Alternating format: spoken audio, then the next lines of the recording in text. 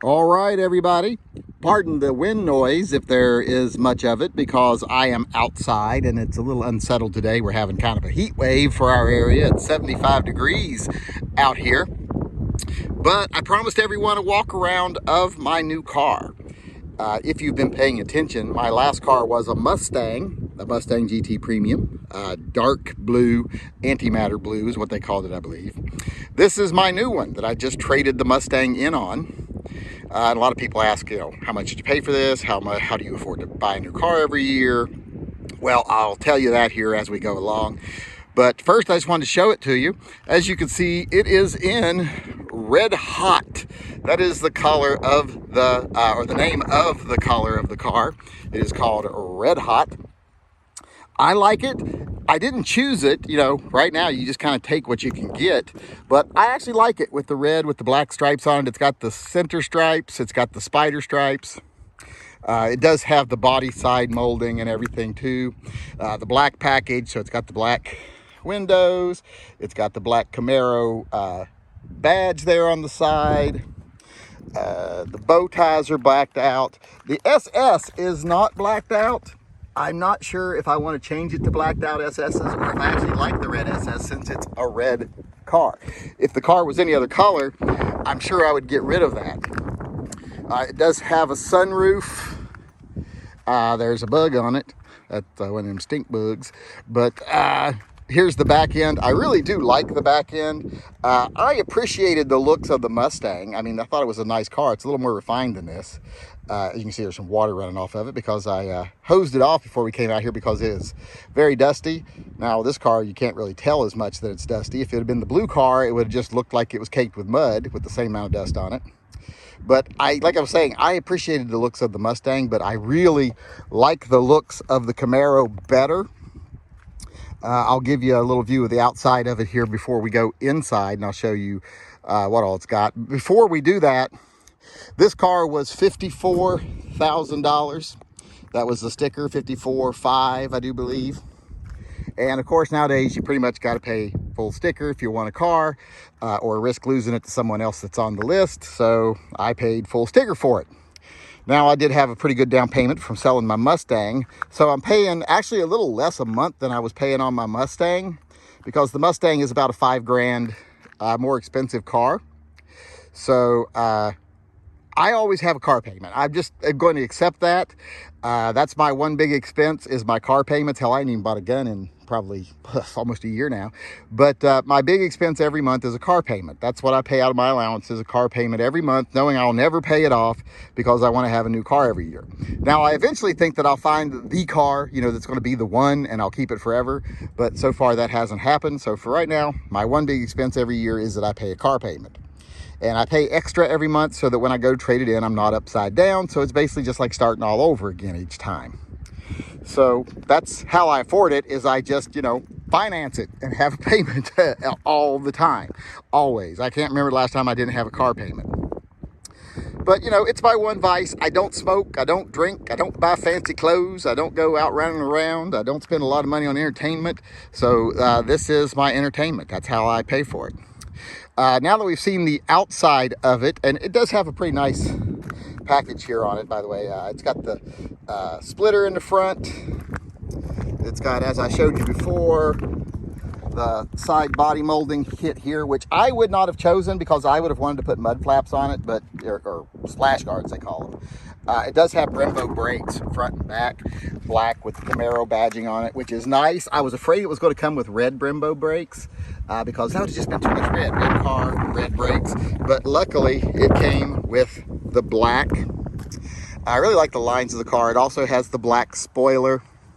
And as you can see again back here, the center stripe and the spider stripes. And it does have the upgraded quad exhaust. It also has the upgraded front suspension, the sway bars and everything. It has the MagneRide suspension. It basically has pretty much everything you can get on the one LE package, but without getting the things with the one LE package I didn't want. I got the performance suspension. I got the upgraded suspension. I got the MagneRide. I got the dual mode exhaust. I just didn't get like the suede steering wheel and stuff. I don't know if you're familiar with these, but the interior is kind of nice. It's way more modern than the Mustang, I think. A lot of people complain about the interior of this car. Let me get in here. But I think the interior looks really nice. I think it looks more clean and modern than the Mustang. I could be wrong. A lot of people will probably disagree with me, but I really like the way it looks. I'm quite happy with the interior of it. People call it cheap. I just like it. I mean, I know a lot of people say, well, it's cheap because hard plastic. Hard plastic. Well, I don't touch those things. So as long as they look good, I don't care how they feel. I do like the gauges. I'll start it, the engine, or not the engine, but I'll start the power up here so we can see it. The gauges are nice. It's got actual analog gauges. Turn that off. It's got actually analog gauges with a display in the center. I believe it's an 8-inch display in the center, which my Mustang had the full digital display, and I didn't like it. It was, we're getting dinged to death here. I did not like it. I much prefer this over the full digital. I missed my analog gauges.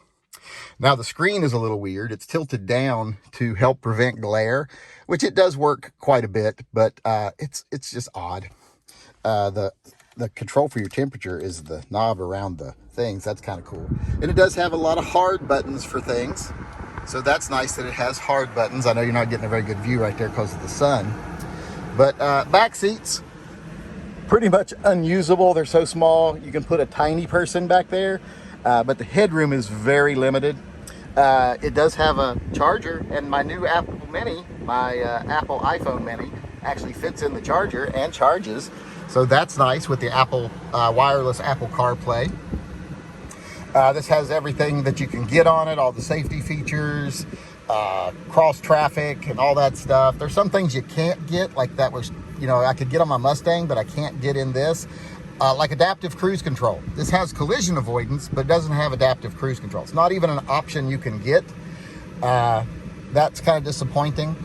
The Mustang had more technological features to it that this car just doesn't have. It was more advanced technology-wise. This car is just a better driving car. Let me open the door here. Well, actually, I'll start it up from outside. I've got automatic start on this. So let's start it up. Let's hear it. Let's actually, because I know a lot of you out there that like it are going to want to hear it start up. So let's lock the doors and then let's hit auto start here and see how it sounds. It's got a very nice sound to it.